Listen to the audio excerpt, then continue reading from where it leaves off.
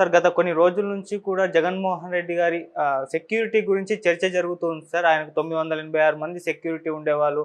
300 కోట్లు ఖర్చయింది. రోజుకు 16 లక్షలు అని చెప్పేసి ఈ విధంగా ప్రచారం జరుగుతూ ఉంది. మరి దీనిపై అంటే వీటిలో వాస్తవాలు ఎంతున్నాయి? దీని నుంచి వైసీపీ వాళ్ళ రియాక్షన్ ఏ విధంగా ఉందంటారు సార్? జగన్ రక్షణకు 986 మంది అనే టైటిల్స్తో ఈనాడు, జ్యోతి పెద్ద ఎత్తున వేసాయి. వాళ్ళ ఛానళ్ళల్లో అంతా డిస్కషన్ పెట్టారు. దీన్ని తెలుగుదేశం మీడియా వాళ్ళు విపరీతంగా ప్రచారం చేశారు. జగన్ గతంలో ఎంత దుర్వినియోగం చేశాడు అవన్నీ రాసుకుంటూ వచ్చారు. 379 మందిని ప్రత్యేక శిక్షణ ఇచ్చారని ఆంధ్రజ్యోతి రాసింది. వాళ్ళకి భూమి, ఆకాశం, నేల, నీరు, గాలి ఇలాగ అన్నిట్లో పోరాడే ఇది ఇచ్చారు. ఇలాగ పెద్ద ఎత్తున అదేదో మిస్ఫై చేస్తూ రాశారు.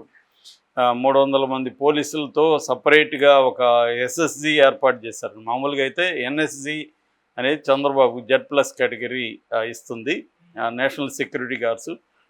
పిఎంకేమో ఎస్పీజీ స్పెషల్ ప్రొటెక్షన్ గ్రూప్ అని వాళ్ళకు ఉంటారు.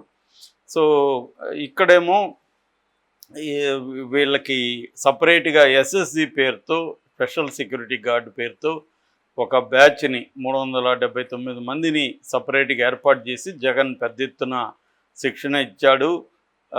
అట్లాగే ఈయన ఎక్కడ పోయినా బూమ్ బ్యారియర్స్ అంటే వాటంతటా అవి మనం 5 స్టార్ హోటల్స్లో అక్కడ చూస్తుంటాం. వెహికల్ వెళ్ళగానే అవి లేస్తాయి పైకి, అడ్డుపడతాయి వెహికల్కి. అట్లాగే బూమ్ బ్యారియర్స్, తర్వాత టైర్ కిల్లర్స్ ఇవన్నీ కూడా పెట్టేవాళ్ళు.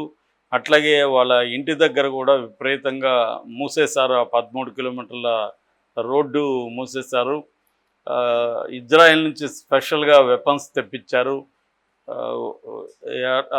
ఎన్ఎస్జి లాగే వీళ్ళకి కూడా, బ్లాక్ క్యాట్ లాగే వీళ్ళకి కూడా costumes dark blue and black వేశారు. ఇలాగా పెద్ద ఎత్తున ప్రచారం చేశారు. అయితే దీనికి నిన్న పేర్ని నాని ఒక ప్రెస్ మీట్ పెట్టి ఆయన సమాధానం ఇచ్చాడు. ఆయన ఏమన్నా అంటే ఇది అబద్ధం, 986 మందిని మీరు చూపించండి, ఎప్పుడు ఇచ్చారు చెప్పండి, జగన్కి మొత్తం 196 మంది మాత్రమే ఉన్నారు అని ఆయన 196ను కూడా బ్రేక్ డౌన్ చేశాడు, లెక్క చెప్పాడు. సివిల్ అంటే లా అండ్ ఆర్డర్ పోలీస్ సంబంధించి కానిస్టేబుల్, ఎస్ఐలు, సిఐ వరకు 18 మంది ఉంటారు. అట్లాగే దాని ఏమంటారు స్పెషల్ వీళ్ళు ఉంటారు, రిజర్వ్ పోలీస్ వాళ్ళు 33 మంది ఉంటారు. ఆంధ్రప్రదేశ్ స్పెషల్ పోలీసు కింద 89 మంది ఉంటారు. అట్లాగే స్టేట్ ఆక్టోపస్ అనే డిపార్ట్మెంట్ ఉంది, వాళ్ళు 13 మంది ఉంటారు. ఇంటి దగ్గర ఒక 13 మంది పనిచేస్తుంటారు. కాన్వాయ్లో ఒక 21 మంది ఉంటారు. ఇది ఏసీఎం కన్నా ఉన్న భద్రత తప్ప జగన్కి ప్రత్యేకంగా భద్రత లేదు అని ఆయన చెప్పాడు. దేశంలో ఎక్కడా లేని భద్రత జగన్కి అన్నారు. ఇది కావాలనే దుష్ప్రచారం చేస్తున్న, గతంలో కూడా ఇదే ప్రచారం చేశారు, ఇప్పుడు కూడా అదే చేస్తున్నారు. ఇక రోడ్డు బ్లాక్లు అంటావా, ప్రతి సీఎంకి అదే చేస్తారు. గతంలో ఈయన కరకట్ట మీద ఉన్నప్పుడు చేయలేదా చంద్రబాబుకి? హైదరాబాద్లో జూబ్లీ హిల్స్లో ఉన్నప్పుడు చేయలేదా? ఇది ప్రతి ఒక్కరు చేస్తారు. అట్లాగే చంద్రబాబుకి గతంలో 2014 నుంచి 19 మధ్యలో 1800 మంది నుంచి 2000 మంది వరకు సెక్యూరిటీ ఉండేవాళ్ళు.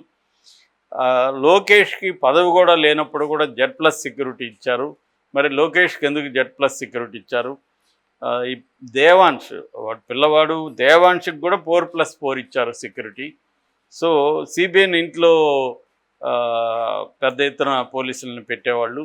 ఇది అప్పుడు దాని గురించి రాయరు మీరు, కేవలం జగన్ది మాత్రమే ఎక్స్పోజ్ చేసి రాస్తున్నారు. జగన్కి భయం ఎక్కువ, లేకపోతే అతను పులి కాదు పిల్లి, అందుకే ఎక్కువ సెక్యూరిటీ పెట్టుకున్నారు. మరి లోకేష్ Z+ ఎందుకు ఇచ్చారు?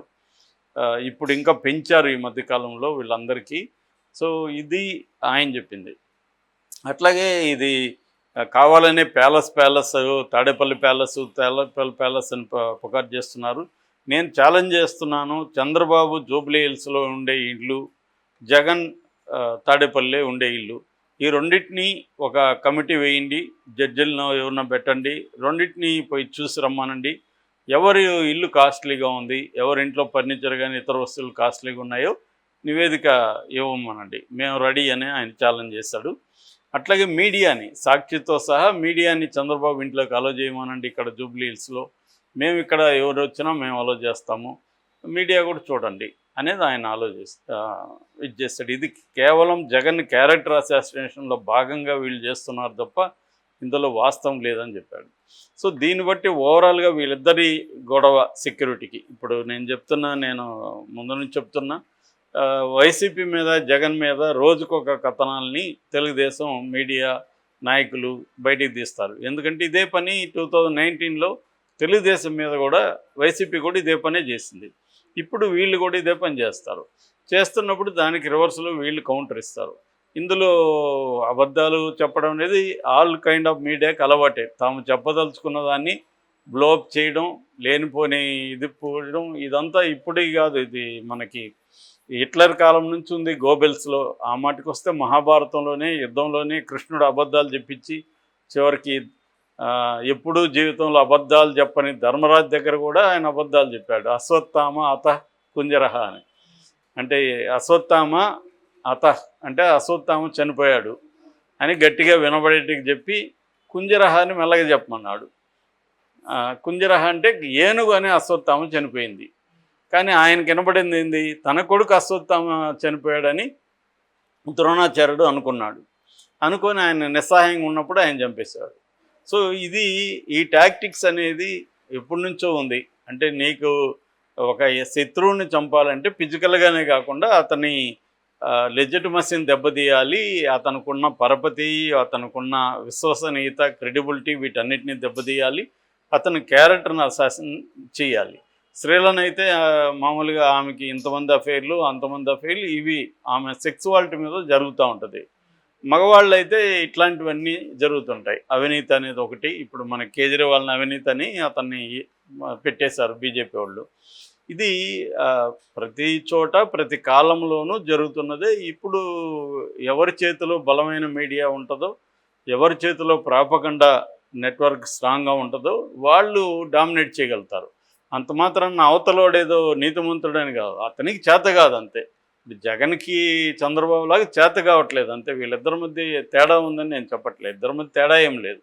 జగన్ కంటే చంద్రబాబుకి ఎక్కువ చేత అవుతుంది. ఎందుకంటే ఇతని దగ్గర ఉన్న మీడియా పవర్ఫుల్ మీడియా, వీళ్ళ పెనిట్రేషన్ బలంగా ఉంటుంది, వీళ్ళు చేసే ప్రాపగండా కూడా ఆ స్థాయిలో ఉంటుంది. జగన్ది ఆ స్థాయిలో లేదు.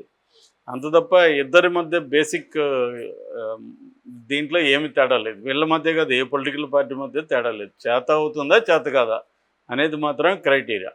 ఆ రకంగా ఇప్పుడు దీనివల్ల ఏమైందంటే మనకు తెలిసేది ఏంటంటే కామన్ పీపుల్కి, వీళ్ళు అందరూ కూడా రాజకీయ నాయకులు అందరూ కూడా అధికారం ఉంటే విపరీతంగా వీళ్ళు అధికార దుర్వినియోగాన్ని రకరకాల రూపాల్లో చేస్తున్నారు అనేది మనకు అర్థమవుతుంది. చంద్రబాబు ఉన్న జగన్ ఉన్న అధికార దుర్వినియోగం అనేది చేస్తున్నారు. అది డిగ్రీస్లోనే తేడా. వీళ్ళేమో మాకు ఇదంతా అవసరం కాబట్టి మేము పెట్టుకున్నామని వైసీపీ అంటుంది. తెలుగుదేశం వాళ్ళు ఏమో మీరు ఎక్కువ పెట్టుకున్నారు, మీకు భయం ఎక్కువ, లేకపోతే ఇంకొకటి ఎక్కువ, అది ఇదని వీళ్ళు రాస్తారు. రివర్స్లో వాళ్ళు కూడా మీరు ఇంత చేయలేదా అంత చేయలేదా, మీకు అంత ఇల్లు అవసరమా, మీకు ఇది అవసరమా అని వాళ్ళు రాస్తారు. క్లియర్గా మనకి చంద్రబాబు ఒకప్పుడు 2.5 ఎకరా వ్యక్తి, ఇవాళ ఆయనకి వేల లక్షల కోట్లు ఎట్లా వచ్చాయి. జగన్ అయినంతే.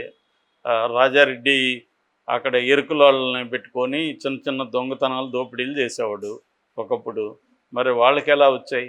అలాగే ఏ రాజకీయ నాయకుడికైనా ఒక 20 ఏళ్లలో ఆ రాజకీయ నాయకుడు, పెద్ద స్థాయి రాజకీయ నాయకులు ఎలా సంపదను సృష్టించారంటే ఖచ్చితంగా ప్రజా వనరులను కొల్లగొట్టడం, దుర్వినియోగం చేయడం, ఇవన్నీ జరుగుతాయి. అట్లాగే ఇప్పుడు అధికారాన్ని ఉపయోగించుకుని సెక్యూరిటీకి కూడా వీళ్ళకి అసలు ఎందుకు ఇంతంత సెక్యూరిటీ అనేది అవసరం. వాళ్ళకి నిజంగా థ్రెట్ ఉందా? సో దీనికి ఒక సెక్యూరిటీని ప్రతి రాష్ట్రంలో ఎవరెవరికి ఎంత సెక్యూరిటీ 10 ఏళ్ళుగా ఉందో శ్వేతపత్రంగా రిలీజ్ చేస్తే, దానికి ఎంతంత ఖర్చు పెట్టారో శ్వేతపత్రం రిలీజ్ చేస్తే